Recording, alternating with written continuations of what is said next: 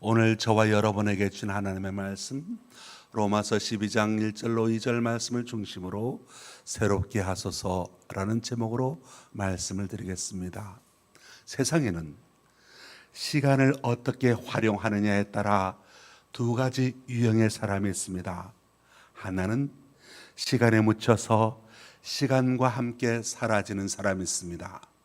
다른 하나는 시간을 잘 관리하면서 영원한 세계를 향해 새로운 계기를 마련하며 살아가는 사람이 있습니다.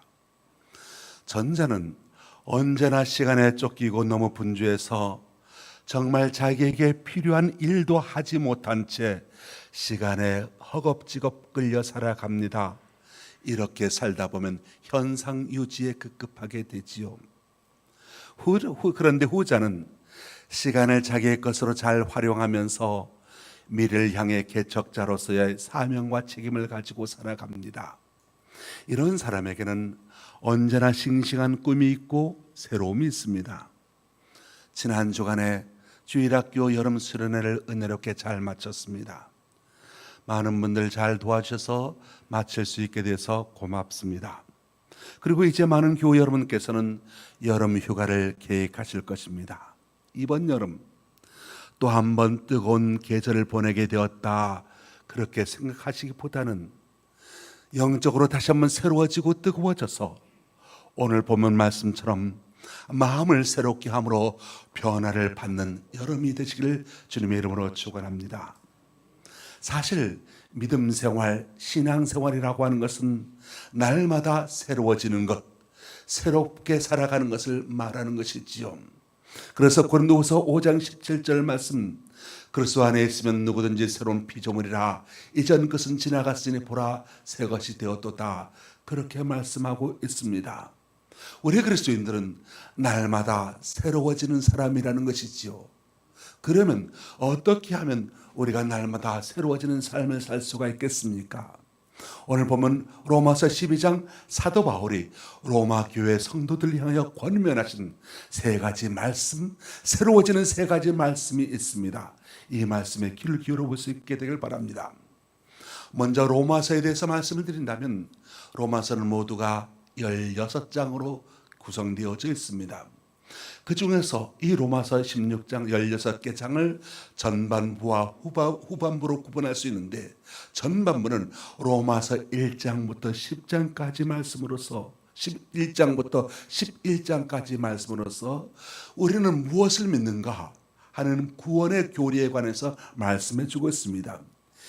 핵심적으로 요약해 본다면 죄인된 인간이 하나님의 은혜로 구원받았다라고 하는 것이 로마서 1장부터 11장까지 나옵니다. 그리고 그 다음 12장부터 16장까지 이 로마서의 후반부는 그러면 이렇게 하나님의 은혜로 구원받은 백성은 어떻게 살아야 하느냐, 그 어떻게 살아야 할 것인가 하는 실천론에 대해서 말씀해 주고 있습니다. 즉 믿음을 가진 자가 어떻게 날마다 새로운 생활을 할 수가 있겠느냐, 그것에 대해서 알려주고 있죠. 오늘 본문 말씀에는 우리 그리스도인들의 새 생활에 관하여 세 가지를 권면하고 있습니다. 첫째는 영적 예배가 있어야 한다 말씀합니다. 둘째는 이 세대를 본받지 말라 말씀합니다. 셋째는 하나님의 뜻을 분별하고 살라 말씀합니다.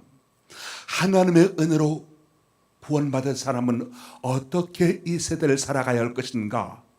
바로 그 첫 번째가 영적인 예배가 있어야 한다 말씀하고 있습니다. 이 예배라고 하는 것은 예수 믿는 사람 신앙생활의 가장 기본이며 기초이며 중심이 됩니다. 우리는 예배를 통하여 우리 자신을 하나님의 사람으로 만들어갈 수가 있고, 그리고 우리는 예배를 통하여 영적 변화와 새로움을 경험하게 됩니다. 그래서 우리가 예수님을 믿고 가장 먼저 해야 될 일이 무엇인가? 바로 교회에 나와서 하나님께 예배하는 것이죠. 우리가 예수님을 믿고 구원받아서 하나님께 예배를 드리는 일, 이것은 신앙생활의 기초이고 신앙생활의 핵심이며, 그리고 장차 천국에 가서도 영원히 계속될 것입니다. 하나님께 예배를 드리는 것은 신앙생활의 뿌리요, 꽃이요, 향기요, 열매입니다. 하나님은 예배를 통하여 당신의 사랑하는 백성을 만나 주십니다. 그리고 오늘 우리는 예배를 통하여 하나님께서 주시는 힘과 능력을 받습니다. 그 능력을 얻어서 세상을 이기며 살아가게 되죠. 그런 의미에서 예수 믿는 성도라면 누구나가 다 예배를 잘 드려야 합니다. 1절 말씀 보면 권하노니라고 하는 말씀이 있습니다. 이 권하노니라고 하는 말을 보면 어떤 슬램 영어로 번역한 것을 보면 발을 비틀어서라도 그렇게 번역하고 있습니다. 발을 비틀어서라도 바로 이것이 하나님의 자비로운 마음이라는 것이지요. 우리가 예배를 게을리하고 우리가 예배로부터 멀어져 있을 때 팔을 비틀어서라도 다리를 붙잡고서라도 다리를 꺾어서라도 예배 자리에서 하나님을 만나는 은혜 자녀로 살아가도록 하는 것, 바로 그것을 원하는 것, 이것이 하나님의 자비로운 마음이라고 하는 것입니다. 왜냐하면 예배 인생을 걸지 아니하면 우리는 너무도 쉽게 세상이라고 하는 웅덩이 속에 빠져 거기서 헤어나오지 못하게 되기 때문입니다. 이 유혹의 세파를 이겨내려면 발을 비틀어서라도 예배의 자리에 있도록 해야 한다는 것이죠. 바로 이만큼 하나님께서는 우리를 만나기를 원하고 계신다는 것입니다. 왜 그렇겠습니까? 하나님께서는 예배를 통하여 은혜를 베풀어 주시고자 하시기 때문입니다. 우리는 예배를 통하여 하나님과 바른 관계로 들어갈 수가 있기 때문입니다. 예배를 통하여 내 삶이 거룩해지는 삶으로 바꾸어질 수가 있기 때문입니다. 예배 안에 모든 것이 들어있습니다. 그래서 예배가 은혜롭게 되어야 가정살이에 은혜가 끼치게 될 것이고, 예배 성공제가 되어야 인생에서 사업에서 성공제가 될 것이며, 예배를 통해서 하나님을 만나야 험한 세상에서 승리하며 살아갈 수가 있게 되는 것입니다. 오늘 본문 1절 말씀 보십시오. 너희 몸을 하나님이 기뻐하시는 거룩한 산 제물로 드리라. 이는 너희가 드릴 영적 예배니라 말씀합니다. 말씀해 보면 바로 바른 예배 생활을 위하여 세 가지 내용을 포함하고 있습니다. 거룩한 산 제물로 드리라는 말씀이죠. 거룩하다라고 하는 말은 구별되다, 성별되다, 깨끗하다라고 하는 뜻입니다. 옛날 이스라엘 백성들이 제사를 드릴 때 사용했던 제물들은 깨끗하고 흠없는 짐승이었습니다. 성별된 짐승만이, 거룩하고 깨끗해진 것만이 제단의 제물로 사용될 수 있었던 것이죠. 마찬가지로 오늘 우리가 드리는 예배가 영적인 예배가 되도록 하기 위해서는 우리의 죄와 허물을 주님께 고백하고 회개하고 주님의 보혈로 씻음을 받아야 한다는 것입니다. 예배를 통해 자기 죄를 뉘우치고 자기를 고백하고 자기를 성결하게 회개시키는 예배가 될 때 영적인 예배가 될 수 있습니다. 성경을 보면 최초의 예배자의 모습이 나오지요. 바로 가인의 예배와 아벨의 예배가 있었습니다. 같은 예배였습니다. 그런데 하나님께서는 가인의 예배는 받지 아니하시고 아벨의 예배만 받으셨습니다. 이에 가인이 화가 났지요. 그래서 그의 마음에 죄가 분노의 감정으로 다가왔습니다. 안색이 변합니다. 마음의 분노를 가라앉히지 못하고 있습니다. 그때 하나님께서 가인에게 찾아오셔서 이렇게 말씀하십니다. 창세기 4장 6절로 7절 말씀. 내가 분하여 함은 어찌 됨이며 안색이 변함은 어찌 됨이냐. 죄가 너를 원하나 너는 죄를 다스릴지니라 말씀합니다. 하나님께서는 죄가 가인을 노리고 있음을 알고 계셨습니다. 그래서 너는 죄를 조심하라고, 내가 죄를 다스려야 한다고 그렇게 알려주셨고 권해주셨습니다. 그런데 어떻게 했습니까? 가인은 그 분을 다스리지 못했습니다. 그 죄를 다스리지 못했습니다. 결국 자기의 동생 아벨을 끔찍하게 죽이는 죄를 저지르고 말았지 않습니까? 자, 여러분, 주 앞에 똑같은 예배자로 섰었는데 왜 이런 비극이 있었겠습니까? 창세기 4장 4절로 5절. 아벨은 자기도 양의 첫 새끼와 그 기름으로 드렸더니 여호와께서 아벨과 그 제물은 받으셨으나 가인과 그의 제물은 받지 아니하신지라. 여기서 아벨과 그의 제물이라는 말이 나옵니다. 자, 우리는 하나님께 무엇을 예배를 드린다고 생각을 합니다. 그런데 하나님은 예물보다 우리 자신을 받기를 원하신다는 것이지요. 아벨의 예배가 중요했던 건 하나님께서 아벨의 제물만 받으신 것이 아니라 아벨과 그의 제물을 받으셨다고 말씀하고 있습니다. 아벨의 제물을 받기 전에 먼저 아벨을 받아주셨던 겁니다. 가인의 예배도 문제는 제물이 아니었습니다. 제물보다 먼저 받지 않은 것 가인 자신이었습니다. 가인과 그가 드린 제물을 받지 않으셨다고 말합니다. 무슨 말이겠습니까? 예배의 근본적인 문제는 예배자 자신에게 있다는 겁니다. 실컷 예배를 드렸으나 나를 드리지 못하는 것, 내 자신이 제물되지 못한 것, 내 자신을 하나님께 드리지 못한 것, 이건 실패한 예배라는 거지요. 하나님께서 기뻐하시는 예배는 나를 산 제물로 드리는 예배입니다. 예배가 타락되어져 갑니다. 예배의 가장 큰 타락이 무엇입니까? 하나님 중심이 아니라 인간 중심이 되어 있다라고 하는 것입니다. 오늘 예배 어땠어? 은혜 많이 받았어. 내가 기준이죠. 오늘 예배 어땠어? 아니 별로야. 찬양도 지루하고 설교도 그렇고 그랬어. 내가 기준이죠. 자, 여러분, 하나님께 드린 예배가 별로가 어디 있겠습니까? 하나님께서 주신 말씀이 어떻게 그렇고 그럴 수가 있겠습니까? 이 요즘 세대 보면 목회자가 예배를 엔터테인먼트식으로 그런 예배를 추구해 가고 있습니다. 그리고 신자들은 예배를 통하여 하나님 앞에 자기 몸을 드리려 하기보다는 예배를 통하여 자기 만족과 구경거리, 위로만 받으려고 합니다. 자기가 중심인 겁니다. 그러다 보니까 자기가 좋아하는 예배를 찾아서 주일마다 이 교회 저 교회 찾아다니는 교회 방랑객이 10만 명이 넘는다고 합니다. 이건 뭡니까? 예배를 드리는 것이 아니라 예배 보러 다니는 것이죠. 예배 보러 다니는 것, 자기 만족, 이건 우상숭배라고 성경은 말합니다. 우리의 두려움은 예배가 예배되지 못할 때 있습니다. 우리 안에 예수 생명이 사라지면 예배를 드려도 기쁨이나 감격이 없게 되는 것이죠. 기도하고 싶은 마음이 없고, 찬송하고 싶은 열망도 없고, 복음을 전하고 싶은 감동이 없습니다. 말씀을 들어도 맹송맹송합니다.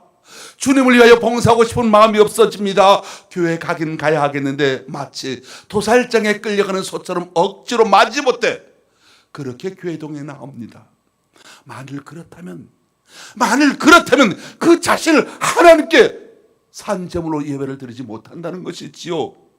그렇다면 우리의 영과 우리의 신앙은 죽어가고 있는 겁니다. 영적 예배는 성령의 도우심이 필요합니다. 그럴 때 설명할 수 없는 독특한 감동이 우리 안에 넘치게 되어 있습니다. 에사야 6장에 보면 이사야 선지자는 성전에서 거룩하신 하나님의 임재를 보게 됩니다. 그 놀라운 광경을 보았습니다. 그리고 이사야는 자신의 죄가 성전에서 사해지는 것을 체험하게 됩니다. 이사야는 내가 누구를 보내며 누가 우리를 위하여 갈꼬라고 하는 하나님의 요청을 듣습니다. 이때 이사야가 어떻게 합니까? 주여, 내가 여기 있나이다, 나를 보내소서. 그렇게 대답합니다. 이 소명 사건 이후로 이사야는 인생의 방향이 바뀌어지게 됐지요. 자신을 위한 삶에서 하나님을 위한 삶으로 방향이 바뀌었습니다. 자신의 꿈을 찾던 삶에서 하나님의 뜻을 찾는 삶으로 방향을 바꾸게 되었던 겁니다. 신약에 하나님의 위대한 종으로 쓰임을 받았던 베드로는 자기에게 다가오신 예수님 앞에 예배자로 무릎을 꿇고 고백합니다. 누가복음 5장 8절. 시몬 베드로가 이를 보고 예수의 무릎 아래 엎드려 가로되 주여, 나를 떠나소서, 나는 죄인이로소이다. 배가 가득했던 그 물에 고기가 잔뜩 들었던 그 만선의 즐거움보다도 이 만선을 이루게 하시는 주님의 그 엄청난 역사 앞에 단 한마디 고백이 있었을 뿐이었습니다.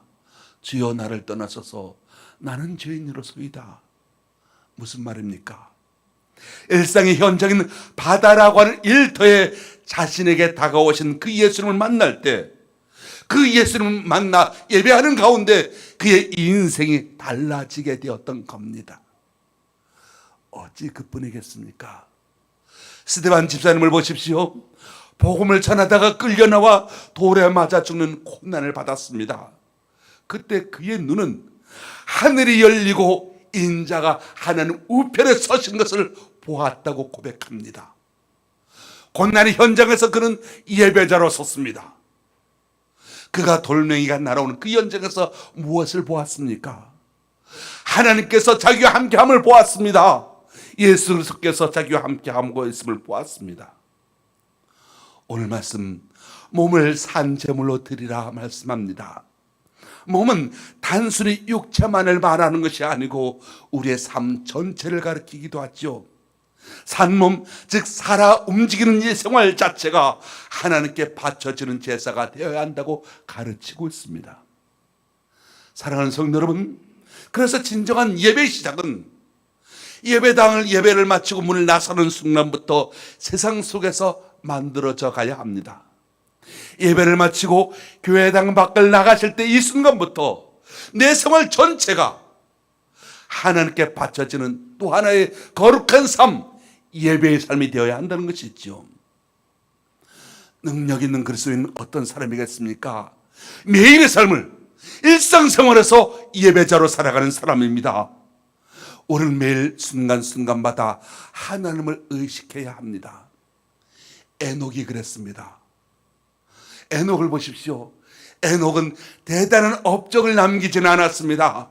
근데 구약 성경에서 엘리야와 더불어 죽음을 보지 않고 천국에 그대로 들림을 받은 사람으로 유명합니다. 평범할지라도 생활 속에서 하나님과 동행하는 것, 그것이 얼마나 중요한 것인지를 알 수가 있습니다. 사업하시는 분은 그 사업 자체가, 직장생활 하시는 분들 여러분의 직장생활 그 자체가, 기술자들은 공장에서 일하시는 것 그 전체가, 주부는 가정일 자체가 하나님께 산제사로 드려지는 것이 되어야 참 예배자의 삶을 살아가게 된다는 것이지요. 또 하나 오늘 말씀, 우리가 변화되어야 될 것, 이 세대를 본받지 말라고 말씀합니다. 2절 상반절 말씀 보면 하나님은 저와 여러분을 향해서 이 세대를 본받지 말고라고 말씀합니다. 무슨 뜻이냐? 이 세대 풍습을 따르지 말라, 이 세상의 가치관을 따르지 말라라고 하는 말씀입니다. 이 세대, 이 세상에 유행하는 것을 말하지요. 우리나라 사람들 유행에 너무 민감합니다. 옷이라든가 머리라든가 집 짓는 것도 무엇이든지 유행을 따르려 합니다. 때때로 개성과 중심을 잃어버리는 경우가 많습니다. 이 세상 유행 따라 살려는 사람은 흐르는 물에 떠내려가는 물고기와 같습니다. 생명력이 없습니다. 이 세대, 이 세상의 권위를 따르지 말라는 것이 있지요. 권력, 직위, 돈 등 세상의 힘을 말합니다. 이 세대를 본받지 말라, 이 말씀은 이 세상의 유행에 맹종하지 말라는 뜻입니다. 이 세상의 유행과 힘에 맹종하는 사람은 일시적으로 즐거울지 모르나 결국에 가서는 허무함을 되씹게 된다는 것입니다. 이 세대가 잘못되어져 갈 때 단호히 아니오라고 할 수 있는 용기를 가진 사람이 진리편에 설 수 있으며 또한 자기를 새롭게 변화시켜 갈 수가 있습니다.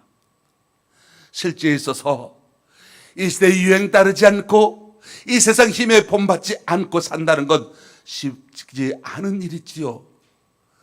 유행이라는 건 아름다워 보입니다. 권세, 돈이나 명예, 이런 것들 자연스럽게 보입니다. 위력이 대단합니다. 그런데 죄로 물든 이 세대 가운데 물들지 않기 위해서는 각자가 노력해야 되겠지만 인간 자체가 약한 존재이기 때문에 언제 어떻게 유혹에 빠지게 될지 모릅니다. 그래서 성경 말씀, 너희는 이 세대를 본받지 말고 오직 마음을 새롭게 함으로 변화를 받으라 말씀합니다. 내 자신도 마음에 새로운 결심을 해야 된다는 것이 있지요. 결심 자체가 작심삼일이라는 말처럼 언제 어떻게 흐트러질지 모릅니다. 그래서 성경은 변화를 받으라 말씀합니다. 예배자는 삶을 세상에 순응시키지 말고 세상과 동일시하지 말고 예배자는 세상과 다르게 살아야 한다는 겁니다. 라이언 일병 구하기라고 하는 영화를 보셨는지요?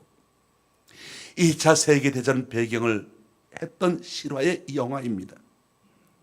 라이언과의 아들 4명이 2차 대전에 참전하는데 모두가 전사하게 됩니다. 마지막 남은 아들 제임스 라이언이 전쟁터에서 위태롭게 됩니다. 그래서 미국 정부는 밀러 대위가 이끄는 소대원들을 적지에 파견해서 그를 구해내는 작전을 펴니다. 그 한 명을 구해내기 위해서 여러 명의 특수부대 요원들이 죽는 대가를 치러야 했습니다. 그 한 명을 구하기 위해서 다른 집에 귀한 아들들이 죽어야 되는 일이 있었습니다. 영화의 마지막 장면, 나이가 많은 제임스 라이언 일병이 밀려 대위의 묘소 앞에 서서 눈물을 흘리며 이렇게 말하지요. 당신의 그 희생에 부끄럽지 않게 살려고 평생 노력했습니다. 나를 살리기 위하여 그렇게 흘렸던 당신의 그 희생에 부끄럽지 않게 위하여 나는 평생 그렇게 노력하며 살았다고 고백을 합니다. 우리도 그렇게 해야 하지 않겠습니까? 우리의 생명 대신 희생하신 예수 그리스도를 생각한다면 우리도 몸으로 드린 예배, 산재물로 드린 예배를 대충 드릴 수는 없고 주님의 희생에 부끄럽지 않은 새로운 삶을 치열하게 살아내지 않을 수가 없습니다. 오늘 말씀 3번째, 하나님의 뜻을 분별하고 살라 말씀합니다. 2절 하반절, 하나님의 선하시고 기뻐하시고 온전하신 뜻이 무엇인지 분별하도록 하라 말씀합니다. 여기 분별이라는 단어가 중요합니다. 분별이라는 말은 생각한다는 말이죠. 생각하면서 살라는 말이죠. 분별하는 단어는 판단한다는 것이죠. 분간한다는 것이죠. 생각하지도 않고 그냥 주어진 대로 생각도 없이 살아가는 것이 얼마나 위험한 일이냐는 것이죠. 그래서 너희는 하나님의 선하시고 기뻐하시고 온전한 뜻이 무엇인지 분별하도록 하라. 생각지 않고 살아가는 것이 얼마나 심각한지 보여주는 예가 있습니다. 루돌프 아이히만이라고 하는 2차 세계대전 독일의 나치 친위대 장교가 있었습니다. 이 사람이 유대인 축출과 유대인 학살의 총책임자로 악명을 떨친 사람이었습니다. 이 사람이 남미 아르헨티나로 성공적으로 도주를 했으나 이스라엘 요원들에게 15년 만에 체포되어 교수형에 처해지게 됐죠. 그런데 놀라운 사실이 있습니다.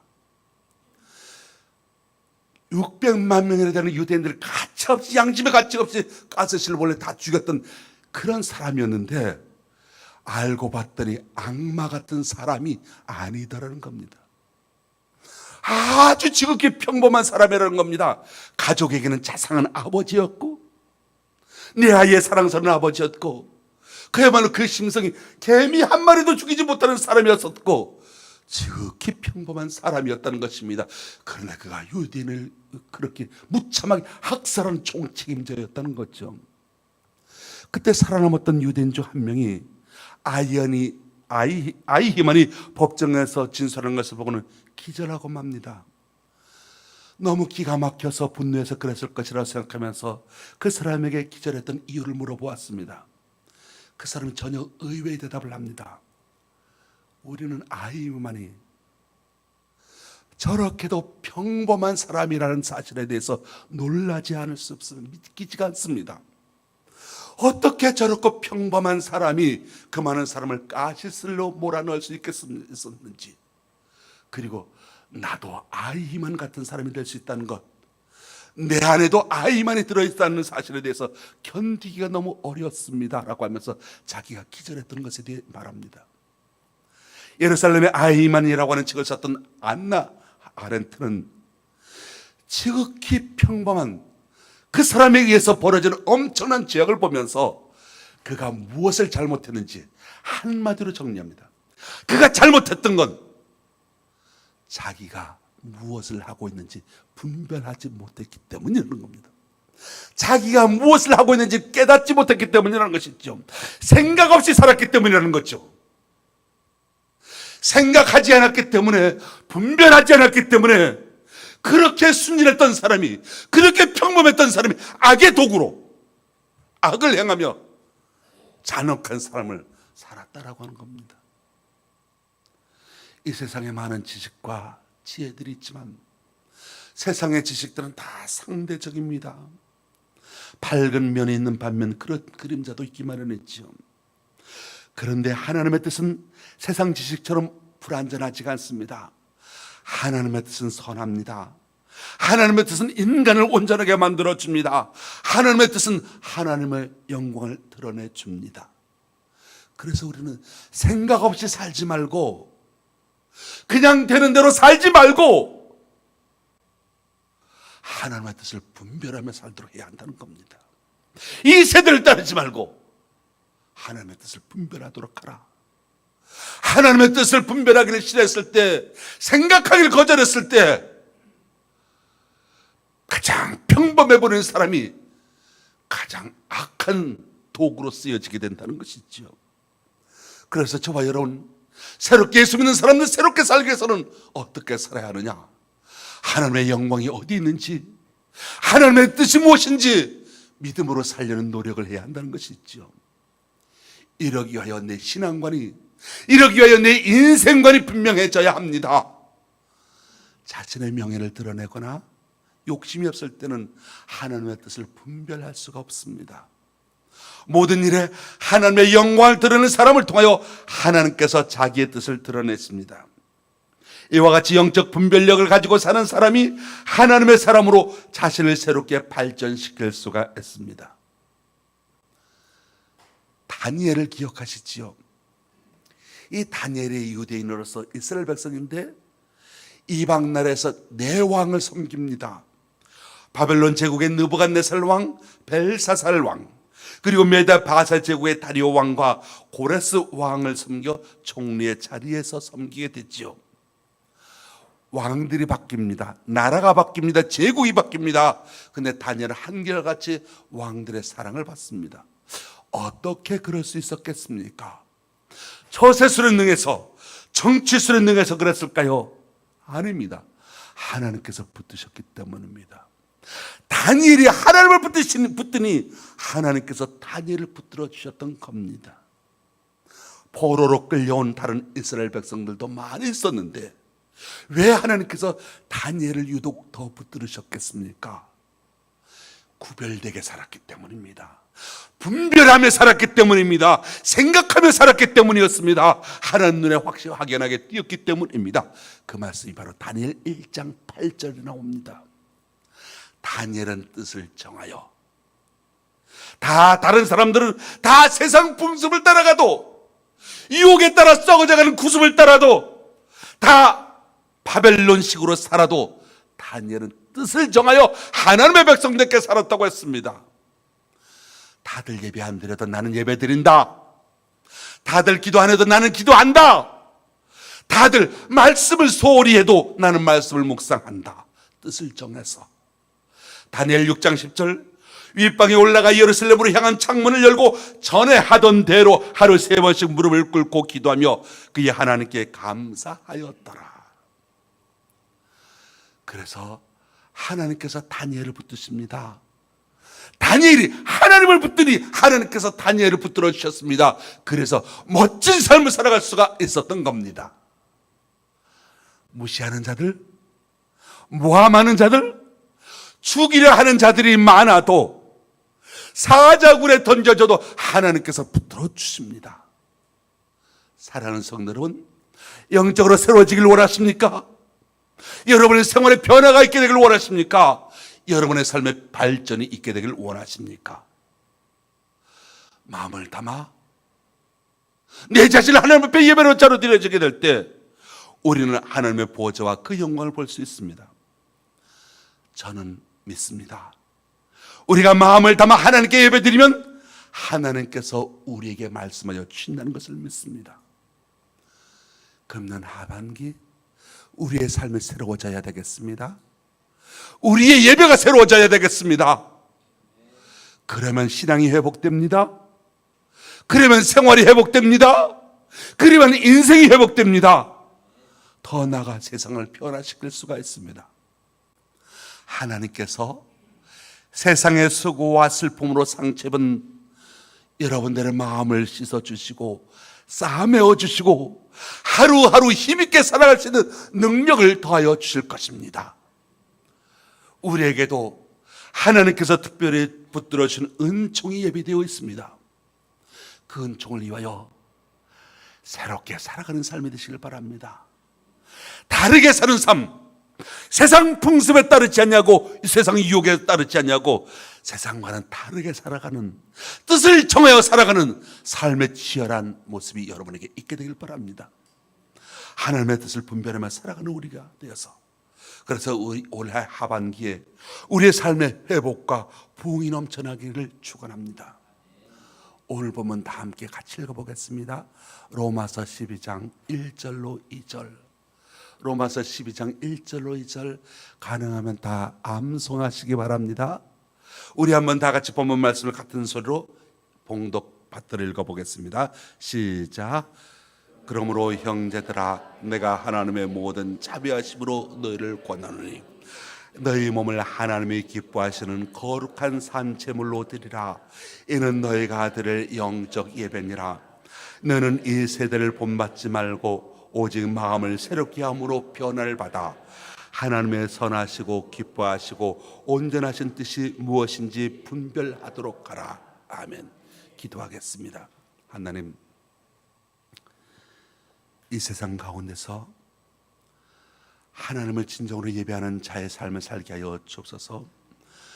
우리 자신이 먼저 하나님 앞에 산제물로 드려질 수 있는 거룩한 자가 되게 하여 주옵시고, 예수 그리스도의 보혈로 제 씻음을 받은 자답게 성결된 생활을 하게 지어 붙잡아 주옵소서.